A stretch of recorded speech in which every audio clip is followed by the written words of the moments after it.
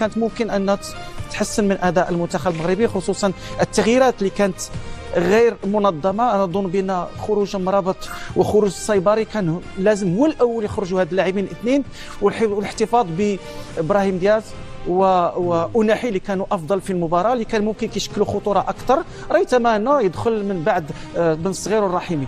ابراهيم دياز كان خطير في المباراه، كان دائما يلعب ما بين خطوط، حابس لك ثلاثه ديال اللاعبين ديال المدافعين ديال مالي. بعد خروجه شفنا ان المدافعين ديال مالي هم اللي بداوا الان كيهاجموا علينا في المرتدات، لذلك فاظن بان التغييرات كانت شيئا ما غير مرتبه وليس في توقيتها المناسب، لان ايوب الكعبي كان ممكن يلعب مع النصيري كمهاجمين، ونشوفوا هاد المهاجمين سوف يكون تنشيطهم في عمق الملعب في دفاع المنتخب المالي. في الاخير كان هناك فقدان للتوازن اللي كان شكل شيئا ما خطوره على فريقنا، خصوصا في الارتداد الدفاعي اللي كنا شيئا ما. وكاين شيء اخر مهم جدا، ان المنتخب المغربي لازم ايضا يحسن من الاستراتيجيه. ما هي الاستراتيجيه؟ وهي الكره الثابته الهجوميه، لا نستفيد منها، ضيعنا فينا كثير في المباريات. معلومه نايل العناوي هو الذي حاز جائزه افضل لاعب في المباراه. مسؤوليه من هذا التعادل يوسف شيبو؟ اول شيء نظن هي التعادل صحيح، كنا نتمنى ان المنتخب يفوز اليوم حتى انه يتاهل بشكل رسمي كمتصدر للمجموعه، لكن كانت هناك بعض الاخطاء ارتكبنا خصوصا في الشوط الثاني. الشوط الاول كان نسبيا افضل من الشوط الثاني، لان شاهدنا اول شيء جائزه افضل لاعب المباراه لنايل العناوي. نعم الاطراف كانت تشتغل بشكل خصوصا الجهه اليمنى. تكلمنا على المزراوي مع أناحي، الثلاثي أناحي المزراوي واللاعب ابراهيم، كان الارض تقريبا كانت فرص اكثر، كانت هناك المحاولات الاختراقات. الشوط الثاني كان التسرع اكثر خصوصا مع التغييرات اللي انا في اعتقادي لم تكن ناجحه، بالعكس التغييرات بعض الاحيان لازم تقويك اكثر، لكن شفنا ضعفتنا اكثر. خروج وقت مبكر دياز الأناحي ودياز هما اللي كانوا اكثر شيء يعني يشكلون خطوره اكثر. يمكن كان المفروض متفق مع عزي اخراج صيباري واخراج مرابط لانهم كانوا الاقل يعني اداء، ودخول زلزولي او كيف نفهم فلسفه المدرب في تغيير لاعبين نشيطين؟ قراءة المدرب، كل مدرب يختلف، هو عنده قراءته الخاصه، فهمت؟ يمكن قراءته ما كانت ناجحه وما شاهدناش. دعنا نتابع ماذا قال وليد الركراكي ونتابع كذلك لمزيد من التعليق على ما حدث في المباراه. مجددا يحضر الى جانب مدرب المنتخب المغربي السيد وليد الركراكي. كوتش سيد المدرب، اعتقد بانها نتيجه محبطه ومخيبه للامال بالنسبه لكم.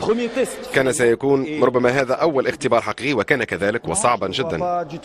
انا لا ارى الامر هكذا بالمره. نحن سيطرنا وصنعنا وضعيات عديده وسانحه، افتتحنا النتيجه وكان ذلك منطقيا. في الشوط الثاني سيطرنا كذلك وكان هناك فرصه لتسجيل الهدف الثاني. ارتكبنا خطا بسيط في وسط الميدان كلفنا ضربه جزاء وضغطنا وحاولنا حتى النهايه، ولكن مالي ايضا حارب على حظوظه بضغط كبير باسلحتهم.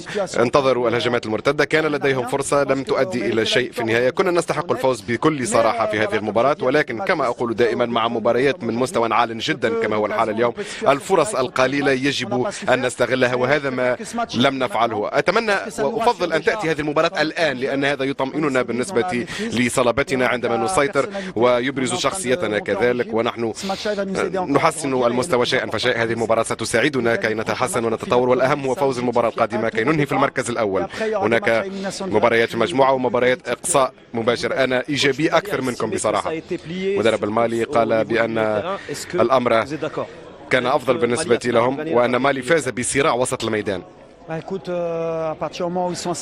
حسنا، يبدو بأنهم راضون بالتعادل، لذا سنقول بالنسبة لهم نعم قد يكونوا قد فازوا في هذا الصراع إذا ما كان التعادل يرضيهم، ولكن أنا أعتقد بأن مستوانا يعتبر جيد وأنا سعيد جدا باللاعبين اليوم. الشخصية كانت موجودة، سيطرنا، كان هناك العديد من المحاولات جعلناهم يركضون كثيرا خلف الكرة، وفي النهاية نعم بالنسبة لهم هم سعيدون بالتعادل وأتوا من أجل التعادل ويريدون الترشح مثلنا، ونحن في النهاية عندما لا تفوز يجب أن تتعلم كيف تقبل التعادل. ولكن كان هناك بعض الهجمات المرتدة من قبلهم وكان يمكن أن نقبل هدف. من حسن حظنا هذا لم يحدث، لذا تعادل محبط بالنسبة لنا وإيجابي لمالي وهذا عادي. شكرا وحظا سعيدا للبقية.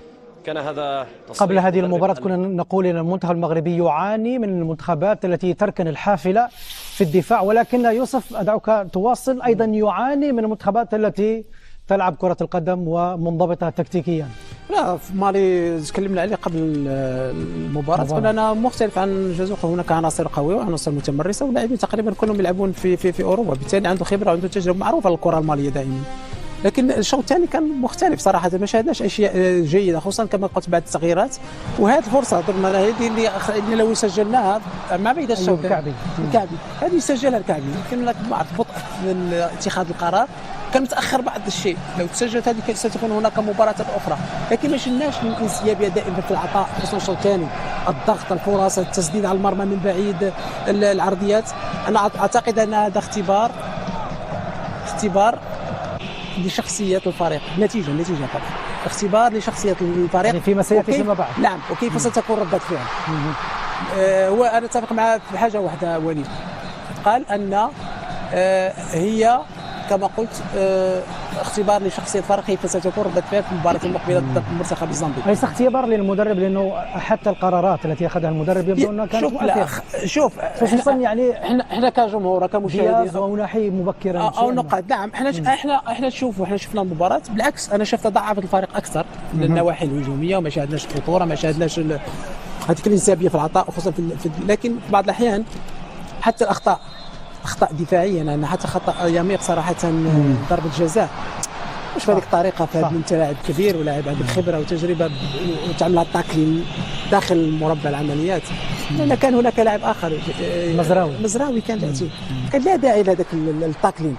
احيانا حتى ذكاء اللاعبين لازم يكون حاضر، احنا ما نحطوش المسؤوليه دائما على على المدرب، لكن حتى بعض الاحيان اللاعبين خصهم يتحملوا المسؤوليه بعض الشيء. طيب احمد محمدي، منتخب المغرب يعاني من أشياء كثيرة، من بينها مثلا الكرة الثابتة، لاحظنا بأنه لا الركنيات ولا المخالفات المباشرة لم يستفد منها منتخب المغرب مطلقا، باستثناء ركلة الجزاء التي هي في نهاية الأمر كرة ثابتة، ولكن كل